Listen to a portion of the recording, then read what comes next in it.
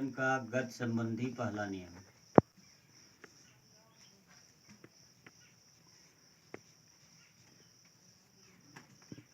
तो न्यूटन ने गति से संबंधित कुछ नियम बनाए। तो न्यूटन का गति संबंधित पहला नियम है, यदि कोई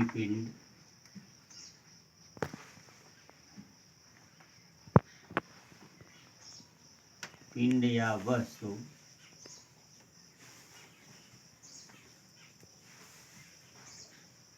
स्थिर है तो स्थिर ही रहेगा,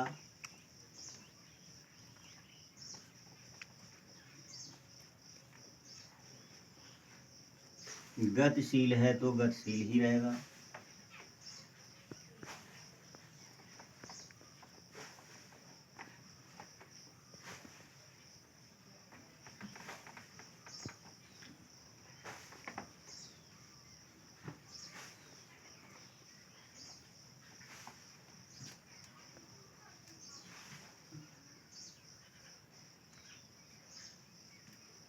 जब तक कि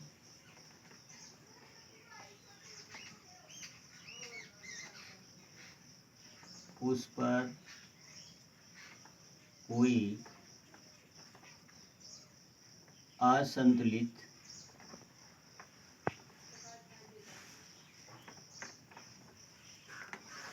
बाह्य बल की क्रिया न हो।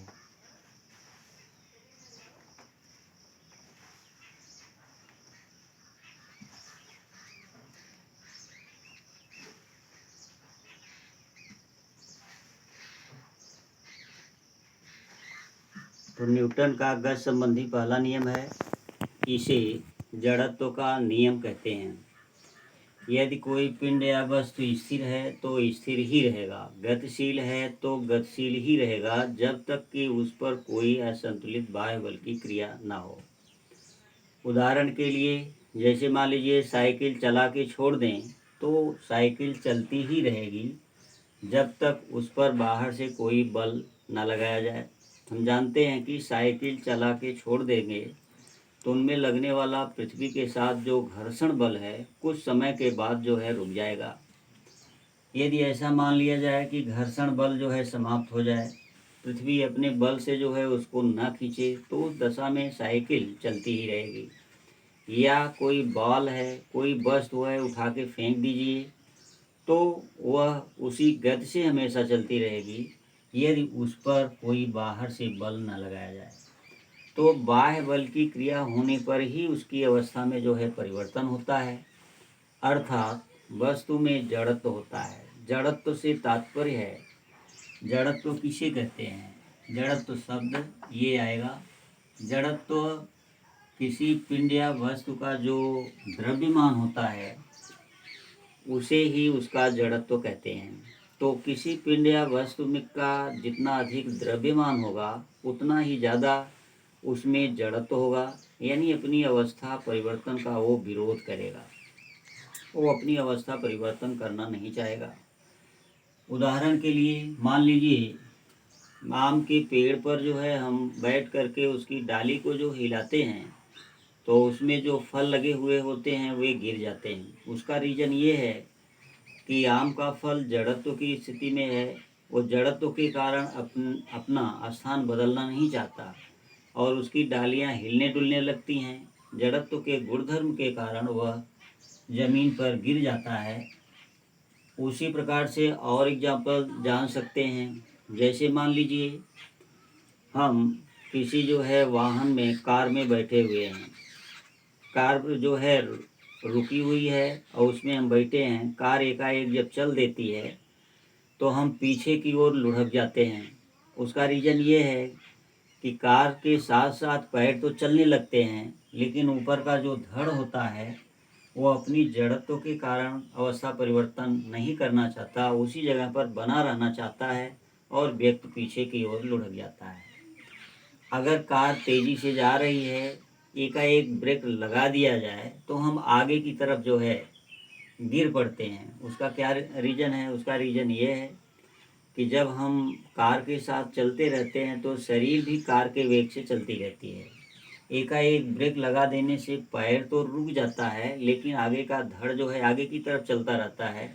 इसलिए हम आगे की तरफ जो है लुढ़क जाते हैं। या चलती हुई कार में हम कूदते हैं या किसी वाहन से हम कूदते हैं तो कुछ दौड़ना पड़ता है। उसका रीज़न ये है कि यदि हम नहीं दौड़ेंगे तो पैर हमारा ज़मीन पर पड़ते ही रुक जाएगा और धड़ जो है चलता रहता है। इसलिए जो है हम आगे की तरफ तेज़ी से जो है गिर पड़ते हैं। इसलिए बहुत तेज़ वाहन से हमें जंप नहीं करना चाहिए। अगर स्लो चल रहा है, धीरे धीरे जो है वाहन चल रहा है, तो उस दशा में हम अगर कूदते भी हैं तो थोड़ा दौड़ना पड़ेगा। तो दौड़ने के बाद ही उसमें जो है हम सामंजस्य स्थापित कर सकते हैं। तो न्यूटन का गति संबंधी पहला नियम है, यदि कोई पिंड या वस्तु स्थिर है तो स्थिर ही रहेगा, गतिशील है तो गतिशील ही रहेगा, जब तक कि उस पर कोई बाह्य असंतुलित बल की क्रिया ना हो। न्यूटन का गति संबंधी दूसरा नियम, संवेग परिवर्तन की दर प्रयुक्त बल के समानुपाती होता है। संवेग किसे कहते हैं? संवेग P बराबर m गुणे v, या इसको ऐसे भी लिख सकते हैं P बराबर mv। यानी संवेग जो है यह एक द्रव्यमान और वेग के गुणनफल का कॉन्सेप्ट है। किसी पिंड या वस्तु का उसके वेग में जब गुणा कर दिया जाता है तो उसका संवेग जो है निकल जाता है। तो संवेग जो है द्रव्यमान और वेग का गुणनफल होता है। संवेग परिवर्तन की दर प्रयुक्त बल के समानुपाती होता है। यदि इसको जो है हम संवेग परिवर्तन निकाला जाए, यदि किसी पिंड यानी m द्रव्यमान का पिंड है, अगर अंतिम वेग बराबर v है तो अंतिम संवेग जो होगा, अंतिम संवेग बराबर mv के बराबर होगा। अंतिम वेग या प्रारंभिक वेग u है, प्रारंभिक वेग बराबर u, तो प्रारंभिक संवेग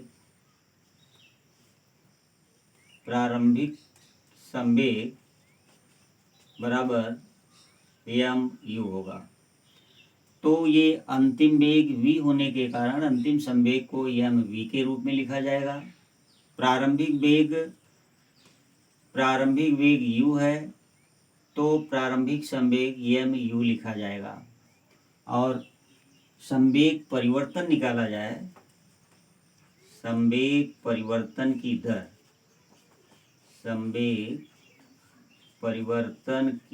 दर निकालने के लिए हम अंतिम संवेग माइनस प्रारंभिक संवेग,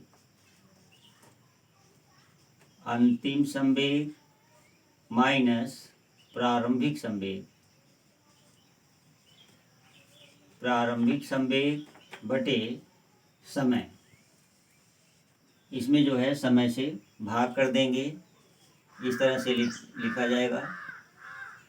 तो संवेग परिवर्तन की दर, अंतिम संवेग mv है, प्रारंभिक संवेग mu है, और इसमें जो है t से भाग कर देंगे, बराबर m दोनों में कॉमन है तो m v माइनस u अपॉन t, तो बराबर हो जाएगा m into v minus u upon t m a, क्योंकि हम जानते हैं कि a बराबर होता है v minus u upon T. पहले से मालूम है कि त्वरण बराबर v minus u upon T, तो v minus u upon T के स्थान पर ये रख देंगे तो यह m a हो जाएगा। यानी संवेग परिवर्तन की दर प्रयुक्त बल के समानुपाती होता है। इसलिए हम लिख सकते हैं F is proportional to m a, या F is equal to k m a, और F बराबर m a लिख सकते हैं क्योंकि k बराबर यहाँ पर 1 कर दिया जाए तो यह बराबर यम ए, यह बल समीकरण है, इसे बल समीकरण कहते हैं। तो संवेग परिवर्तन की दर जो है प्रयुक्त बल के समानुपाती होता है। तो इस आधार पर हम एक फार्मूला प्राप्त कर सकते हैं, F बराबर यम ए। यम किसी पिंड या वस्तु का द्रव्यमान है, ए जो है त्वरण है। तो द्रव्यमान और त्वरण का गुणा करने पर हमें बल मिल जाता है। तो एक समीकरण मिलता है F बराबर यम ए। संवेग का जो फार्मूला है P बराबर यम इंटू वी और F बराबर यम ए। इस तरह से जो है एक फार्मूला मिला। संवेग परिवर्तन की दर प्रयुक्त बल के समानुपाती होता है। इसको अगर v को शून्य कर दिया जाए तो संवेग जो है वह 0 हो जाएगा। द्रव्यमान को शून्य नहीं कर सकते, तो v को जो है 0 मान लेने पर संवेग शून्य हो जाएगा। तो संवेग किस प्रकार का कॉन्सेप्ट है वो न्यूटन ने अपने गति के दूसरे नियम में बताया कि संवेग परिवर्तन की दर प्रयुक्त बल के समानुपाती होता है। इसलिए संवेग परिवर्तन निकाला गया तो यम ए मिला और इस डिफिनीशन में दिया गया है F बराबर यम ए। तो बल समीकरण इस तरह से जो है प्राप्त हो जाता है। न्यूटन का गति संबंधी तीसरा नियम। तीसरा नियम, इसे क्रिया और प्रतिक्रिया बल का नियम भी कहते हैं। क्रिया और प्रतिक्रिया।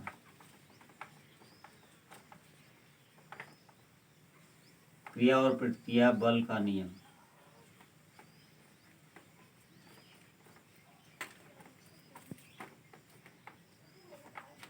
तो न्यूटन का गति संबंधी तीसरा नियम क्रिया और प्रतिक्रिया बल पर आधारित है। तो इन्होंने बताया, कहा कि क्रिया और प्रतिक्रिया, क्रिया और प्रतिक्रिया बल का परिमाण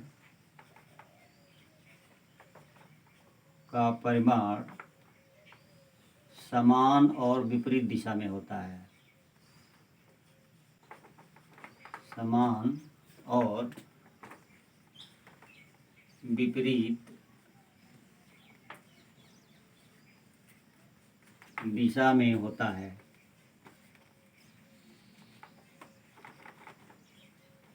यह जो है न्यूटन का गति संबंधी तीसरा नियम है, जिसे क्रिया और प्रतिक्रिया बल का सिद्धांत कहते हैं, क्रिया और प्रतिक्रिया बल का नियम भी कहते हैं। तो क्रिया और प्रतिक्रिया बल का परिमाण जो है समान और विपरीत दिशा में होता है। उदाहरण के लिए जैसे मान लीजिए ये टेबल है इस तरह से, और टेबल के ऊपर जो है कोई पिंड या बस मान लीजिए कोई बाल ही रखा हुआ है, तो बाल जो है नीचे की तरफ इस टेबल पर जो है एक बल लगाता है। तो टेबल की तरफ नीचे की तरफ बल लगाता है और टेबल जो होता है उतने ही परिमाण में ऊपर की तरफ बल लगाता है। तो एक बल क्रिया बल है, दूसरा उसका जो है प्रतिक्रिया बल है।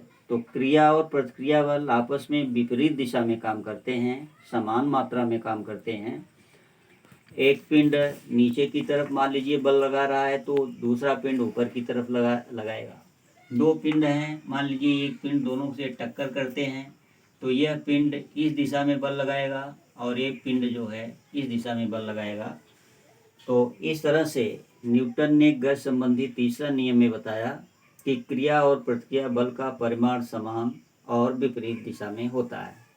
इसका एग्जाम्पल हम जान सकते हैं। उदाहरण के लिए तीसरे नियम पर आश्रित, जैसे मान लीजिए बैट से हम किसी गेंद को हिट करते हैं तो गेंद जो है दूर जाके गिरती है। तो गेंद जो है बैट पर बल लगाती है, बैट जो है गेंद पर बल लगाती है, एक दूसरे के विपरीत दिशा में बल लगाते हैं। या बंदूक से जब गोली छूटती है तो बंदूक जो होती है गोली पर बल लगाती है और गोली जो है बंदूक पर बल लगाती है।